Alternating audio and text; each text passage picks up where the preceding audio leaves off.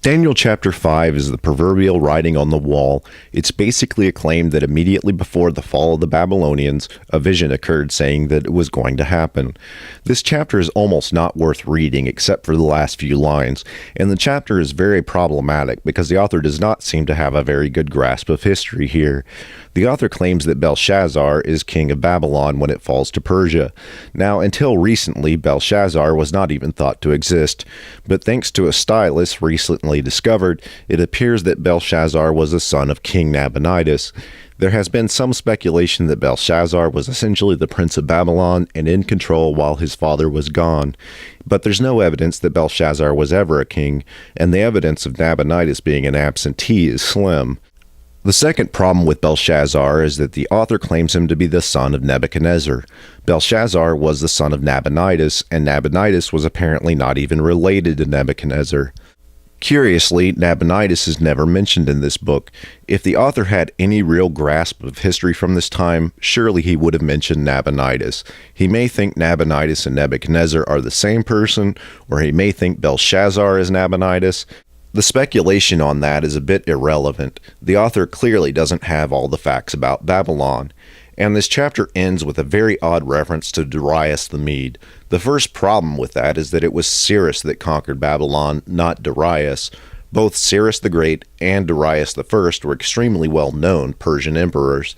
If the author had knowledge of this time, there would be no way to get the two confused.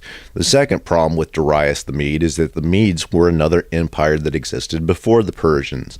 Now, the Medes and Persians were ethnically similar, but when Babylon falls, there is no way to mistake the Medes for the Persians. The empire of the Medes is dead. Cyrus and Darius are purely Persian. The odd little allegory at the end is mostly just mythological lore.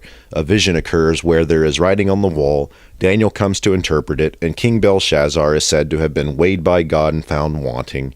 He dies that night for no apparent reason, and this Darius the Mede character, who must really be Cyrus the Great, takes over Babylon.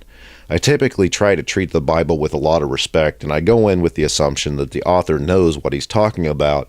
In chapter 5, it is quite clear that the author's knowledge of this time frame is terribly deficient. Before I finish up, I want to mention chapters 3 and 4. Chapter 3 is pure legend. There is no prophetic visions or anything like that.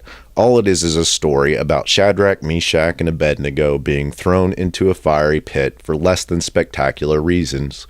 God saves them from the fire, and Nebuchadnezzar decides he's all about the Hebrew God, which is a bit odd because he was all about the Hebrew God at the end of chapter 2 as well. Perhaps he forgot. In chapter 4, there is one vision interpreted.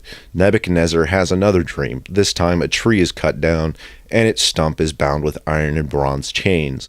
Now, the interpretation of this dream sounds rather poor, but Daniel claims that Nebuchadnezzar is essentially going to go crazy for a while, and once he accepts the Hebrew God, he'll get all of his power back. And shortly after this, Nebuchadnezzar, who apparently has no memory at all of the previous 2 times he accepted the Hebrew God, goes crazy for about a week, acts like a wild animal, and eats some grass, and then decides he's all about the Hebrew God, and gets his power back. On the interpretation of the dream, the iron and bronze chains, we already have an allusion to the iron and bronze empires in chapter 2, but the author says they are different. This bugs me a little bit, and makes me wonder if we might not already have more than one author. Still, if Daniel wants to explain that dream as Nebuchadnezzar going crazy, I suppose I'll have to accept that. It makes more sense as an allegory to the conquest of Babylon by the Persians and later by Alexander the Great.